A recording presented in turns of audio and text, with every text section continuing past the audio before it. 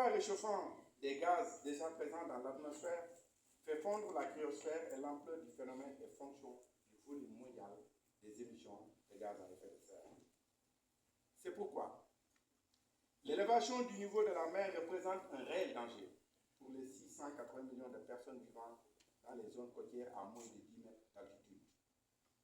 À la fois touchées par l'érosion des côtes, les conséquences pourraient être dramatiques, notamment en termes de déplacement des populations, de perte de terres agricoles, de disponibilité en eau potable, d'infrastructures et de patrimoine culturel, surtout dans la zone côtière. Nous en voyons déjà les impacts au Sénégal.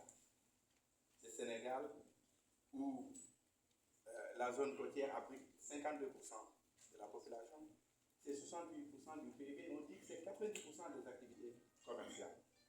Ce qui démontre à suffisance l'importance de cette zone côtière pour notre économie.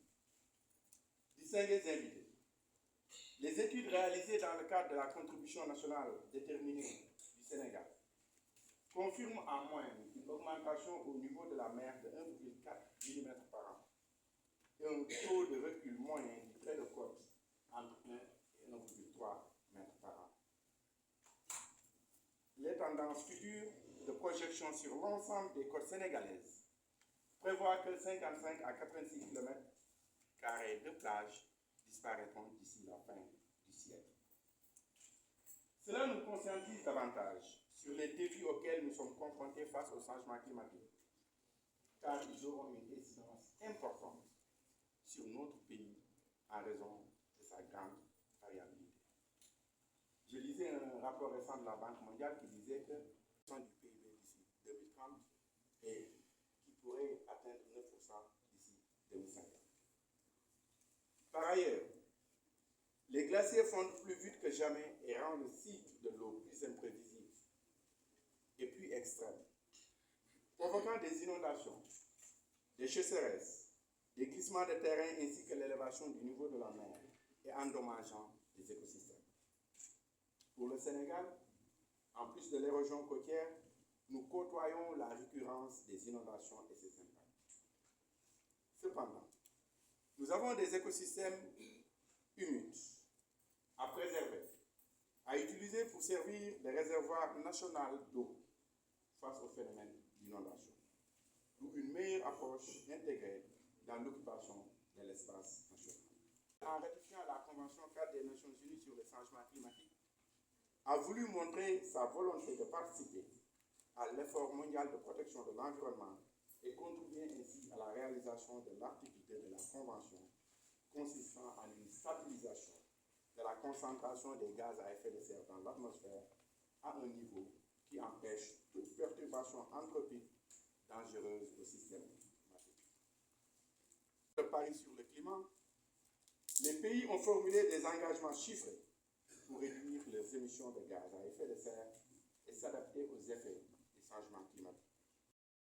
Hydrique croissant attise les tensions socio-économiques et a un impact direct sur la paix et la stabilité dans le monde, mais comme aussi dans notre pays, ainsi qu'en Afrique de l'Ouest de manière générale. En outre, les glaciers stockent plus de 70% de l'eau douce mondiale. Leur fonte accélérée due au changement climatique ne menace pas uniquement les régions montagneuses.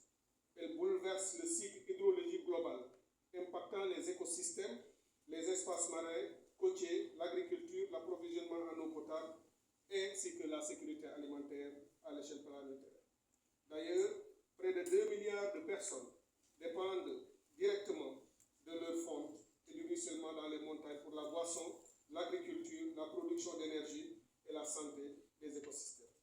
Il s'y ajoute que les glaciers réfléchissent une bonne partie des rayonnements solaires dans l'espace, nous protégeant ainsi de la chaleur insupportable sur la vie humaine qu'aurait engendré une arrivée directe des rayons sur Terre.